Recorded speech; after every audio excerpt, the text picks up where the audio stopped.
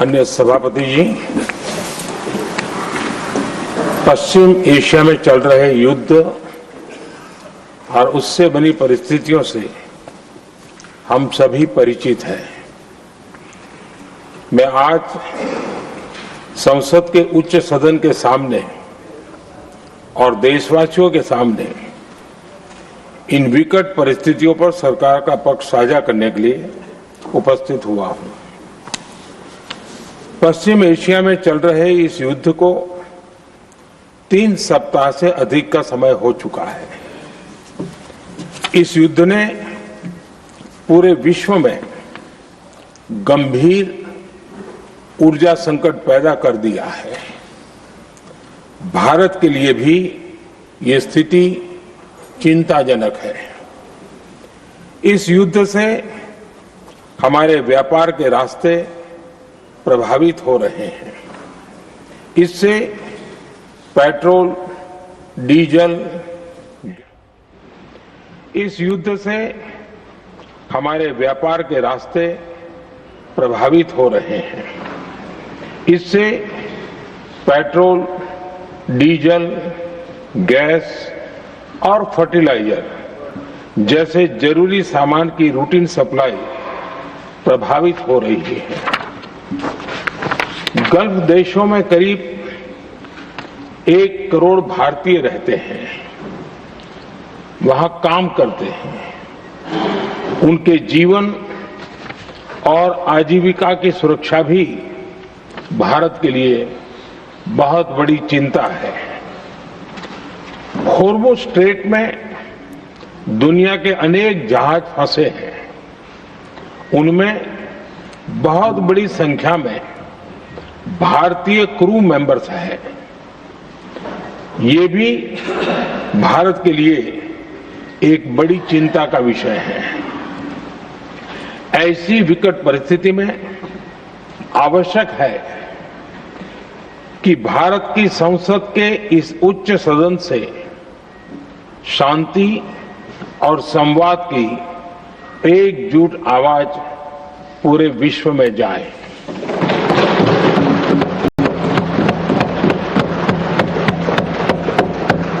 सभापति जी, युद्ध की शुरुआत के बाद से मैंने पश्चिम एशिया के ज्यादातर देशों के राष्ट्राध्यक्षों के साथ 2 राउंड फोन पर बात की है।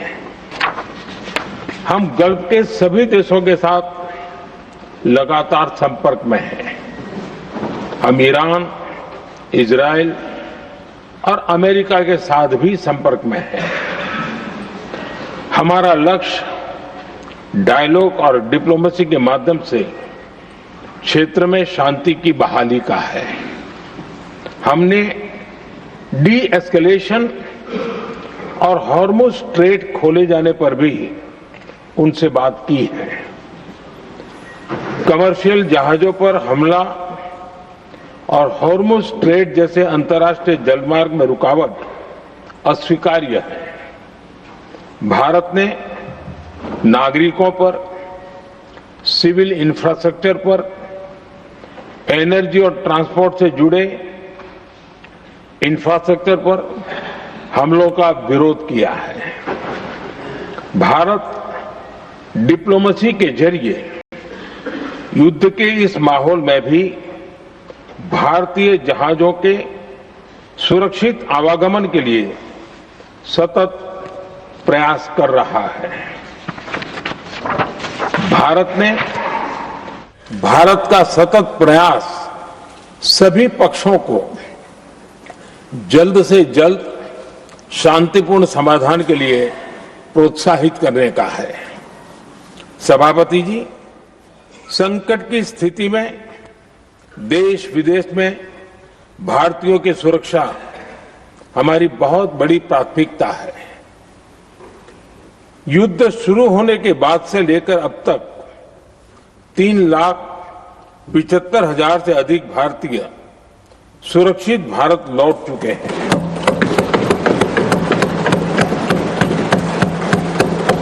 ईरान से ही अभी तक 1,000 से अधिक भारतीय सुरक्षित वापस लौटे हैं। इनमें 700 से अधिक मेडिकल की पढ़ाई करने वाले युवा हैं। हमारी सरकार संकट के इस समय में पूरी संवेदनशीलता से काम कर रही है। सभी देशों ने वहां मौजूद भारतीयों की सुरक्षा का पूरा आश्वासन दिया है।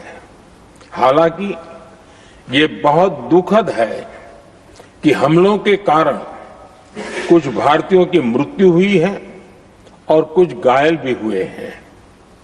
ऐसे मुश्किल हालात में परिवारजनों को आवश्यक मदद दी जा रही है।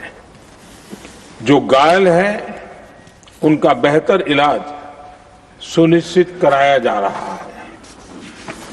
सभापति जी, होर्मुज स्ट्रेट विश्व व्यापार के सबसे बड़े रूट्स में से एक है।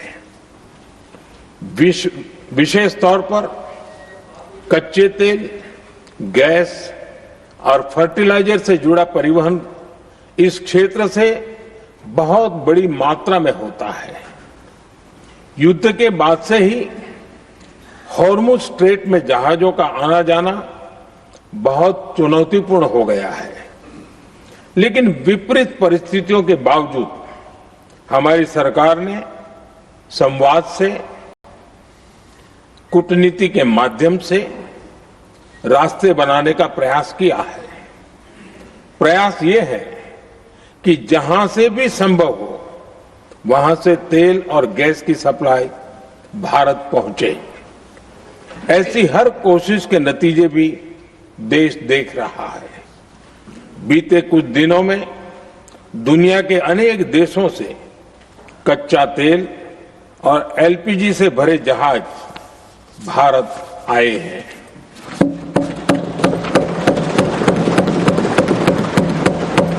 इस दिशा में हमारे प्रयास आने वाले दिनों में भी जारी रहेंगे। सभापति जी, भारत का प्रयास है कि तेल हो, गैस हो, फर्टिलाइजर हो, ऐसे हर जरूरी सामान से जुड़े जहाज भारत तक सुरक्षित पहुंचे। लेकिन इस युद्ध से बनी वैश्विक परिस्थितियां अगर लंबे समय तक बनी रहती है तो गंभीर दुष्परिणाम तय है। इसलिए भारत ने अपनी रेजिलियंस बढ़ाने के लिए जो भी प्रयास बीते वर्षों में किए हैं, उनको और गति दे रहा है।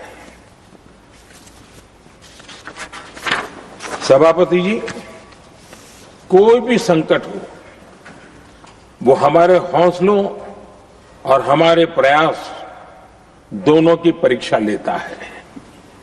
देश ऐसे संकटों का बेहतर तरीके से सामना कर सके, इसके लिए बीते 11 वर्षों में निरंतर निर्णय लिए गए हैं। एनर्जी इंपोर्ट का डाइवर्सिफिकेशन ऐसे ही प्रयासों का हिस्सा है। पहले क्रूड ऑयल, एलएनजी, एलपीजी ऐसी एनर्जी जरूरतों के लिए 27 देशों से इंपोर्ट किया जाता था। वहीं आज भारत 41 देशों से एनर्जी इंपोर्ट करता है। बीते दशक में भारत ने संकट के ऐसे ही समय के लिए कच्चे तेल के भंडारण को भी प्राथमिकता दी है। हमारी तेल कंपनियां संकट के समय के लिए काफी मात्रा में पेट्रोल और डीजल का भंडार रखती हैं। बीते 11 वर्षों में 53 लाख मीट्रिक टन से अधिक का स्ट्रेटेजिक पेट्रोलियम रिजर्व भी डेवलप किया गया है और 65 लाख मीट्रिक टन से अधिक के रिजर्व की व्यवस्था पर देश काम कर रहा है। साथ ही बीते दशक में भारत की रिफाइनिंग कैपेसिटी भी अच्छी खासी बढ़ाई गई है। मैं आपके माध्यम से सदन को और देश को ये आश्वासन देना चाहता हूं कि भारत के पास क्रूड ऑयल के पर्याप्त स्टोरेज के और निरंतर सप्लाई की व्यवस्थाएं हैं। सभापति जी, हमारी सरकार की कोशिश है कि ईंधन के किसी एक ही स्रोत पर ज्यादा निर्भरता न रहे। सरकार घरेलू गैस सप्लाई में एलपीजी के अलावा पीएनजी पर भी बल दे रही है। बीते दशक में देश में पीएनजी कनेक्शन पर अभूतपूर्व काम हुआ है। बीते दिनों में इस काम को और तेज किया गया है। साथ ही एलपीजी के घरेलू उत्पादन को भी बड़े पैमाने पर बढ़ाने का प्रयास किया जा रहा है। सभापति जी, बीते वर्षों में सरकार का निरंतर प्रयास रहा है कि हर सेक्टर में दूसरे देशों पर निर्भरता कम से कम हो। हम ज्यादा से ज्यादा आत्मनिर्भर हो, यही एकमात्र विकल्प है। जैसे भारत का 90% से अधिक ट्रेड विदेशी जहाजों पर होता है। ये स्थिति किसी भी वैश्विक संकट में भारत की स्थिति को और भी गंभीर बना देती है। इसलिए सरकार ने मेड इन इंडिया जहाज बनाने के लिए करीब 70,000 करोड़ रुपए का अभियान शुरू किया। भारत आज ship building, ship breaking, maintenance and overhauling ऐसी हर सुविधा के निर्माण पर तेज गति से काम कर रहा है। भारत अपने डिफेंस सेक्टर को भी अधिक रेजिलिएंट बना रहा है। बीते दशक में किए गए प्रयासों से भारत आज अपनी जरूरत के अधिकांश हथियार भारत में ही बना रहा है। एक समय था जब भारत अपने जीवन रक्षक दवाओं के कच्चे माल यानी एपीआई के लिए भी दूसरे देशों पर बहुत अधिक निर्भर था। बीते वर्षों में देश ने भारत में ही एपीआई इकोसिस्टम बनाने के लिए अनेक प्रयास किए हैं। इसी प्रकार रेयर अर्थ मिनरल्स में विदेशी निर्भरता को कम करने के लिए भी बड़े कदम उठाए जा रहे हैं।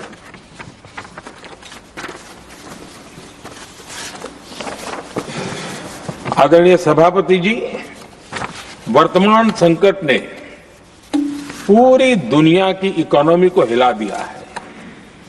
अभी तक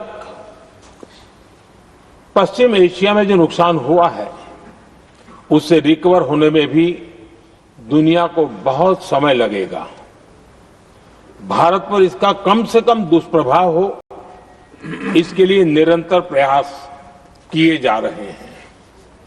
हमारी इकोनॉमी के फंडामेंटल्स मजबूत हैं और सरकार पल पल बदलते हालात पर नजर रखे हुए है। सरकार इसके शॉर्ट टर्म, मीडियम टर्म और लॉन्ग टर्म ऐसे हर प्रभाव के लिए एक रणनीति के साथ काम कर रही है। भारत सरकार ने एक इंटर मिनिस्ट्रियल ग्रुप भी बनाया है। ये ग्रुप नियमित मिलता है और हमारे इंपोर्ट एक्सपोर्ट में आने वाली हर दिक्कत का आकलन करता है और ये ग्रुप आवश्यक समाधान पर भी निरंतर काम करता रहा है। जैसे कोरोना के समय में अलग अलग सेक्टर्स की चुनौतियों से निपटने के लिए एक्सपर्ट्स और ऑफिसर्स के एम्पावर्ड ग्रुप्स बने थे, वैसे ही कल ही ऐसे 7 नए एम्पावर्ड ग्रुप्स का भी गठन किया गया है। ये group supply chain, petrol diesel, fertiliser, gas, महंगाई ऐसे विषयों पर त्वरित और दूरगामी रणनीति के तहत कार्रवाई करने का काम करेंगे। मुझे पूरा भरोसा है कि साझा प्रयासों से हम परिस्थितियों का बेहतर सामना कर पाएंगे। आदरणीय सभापति जी, सरकार ये भी प्रयास कर रही है कि आने वाले बुआई के सीजन में किसानों को पर्याप्त खाद मिलती रहे। सरकार ने खाद की पर्याप्त सप्लाई के लिए आवश्यक तैयारियां की हैं। सरकार का निरंतर प्रयास है कि किसानों पर किसी भी संकट का बोझ न पड़े। मैं देश के किसानों को फिर आश्वस्त करूंगा कि सरकार हर चुनौती के समाधान के लिए उनके साथ खड़ी है।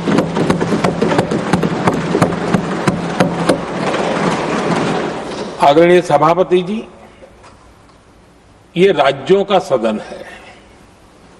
आने वाले समय में ये संकट हमारे देश की बड़ी परीक्षा लेने वाला है और इस परीक्षा में सफलता के लिए राज्यों का सहयोग बहुत आवश्यक है।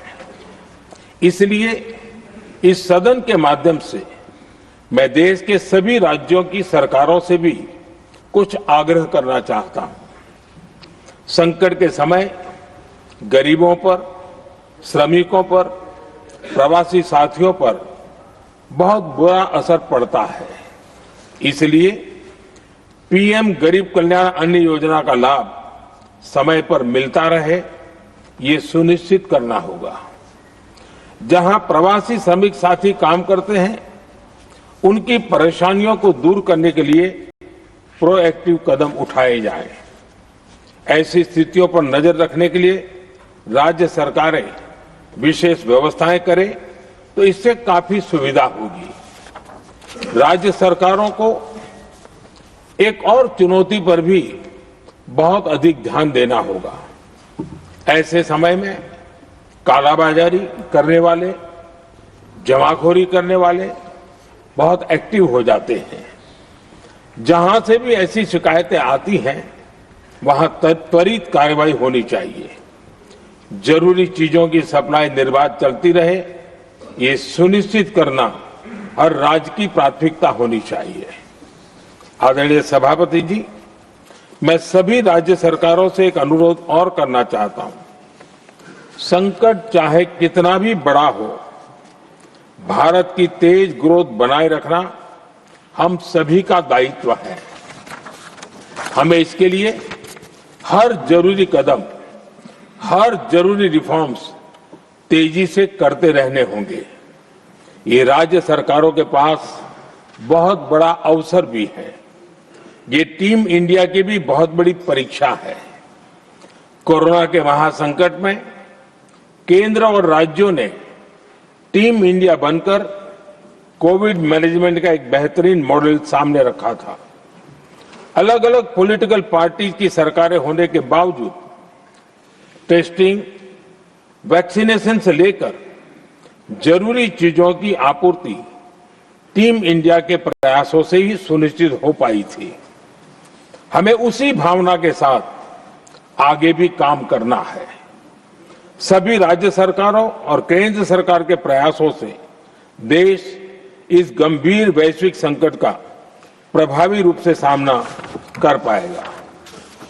आदरणीय सभापति जी, ये संकट अलग प्रकार का है और इसके समाधान भी अलग प्रकार से ही तय किए जा रहे हैं। हमें धीरज के साथ, संयम के साथ, शांत मन से हर चुनौती का मुकाबला करना है। आदरणीय सभापति जी, जैसा कि हम देख रहे हैं कि इस युद्ध को लेकर पल पल में हालात बदल रहे हैं, इसलिए मैं देशवासियों से भी कहूंगा कि हमें हर चुनौती के लिए तैयार रहना ही होगा। इस युद्ध के दुष्प्रभाव लंबे समय तक रहने की प्रबल आशंका है, लेकिन मैं देशवासियों को भरोसा देता हूं, सरकार सतर्क है, तत्पर है और पूरी गंभीरता से रणनीति बना रही है, हर निर्णय ले रही है। देश की जनता का हित हमारे लिए सर्वोपरि है। यही हमारी पहचान है, यही हमारी ताकत है। इसी भावना के साथ मैं अपना वक्तव्य समाप्त करता हूं। बहुत बहुत धन्यवाद। Message from Lok Sabha Secretary General. Sir, with your kind permission. તો પીએમ નરેન્દ્ર મોદી દ્વારા જે અત્યારે યુદ્ધની પરિસ્થિતિ જોવા મળી રહી છે તેને લઈને પણ વાતચીત કરવામાં આવી છે। આ સાથે જે પેટ્રોલને લઈને જે અછત વર્તાઈ હતી અને તેના લીધે લોકો પેનિક કરી રહ્યા હતા તે વિશે પણ પીએમ નરેન્દ્ર મોદી દ્વારા વાતચીત કરવામાં આવી છે। તો આપણે દરેક પડકાર માટે કટિબદ્ધ છીએ તેવી વાત પણ તેમના દ્વારા કરવામાં આવી છે।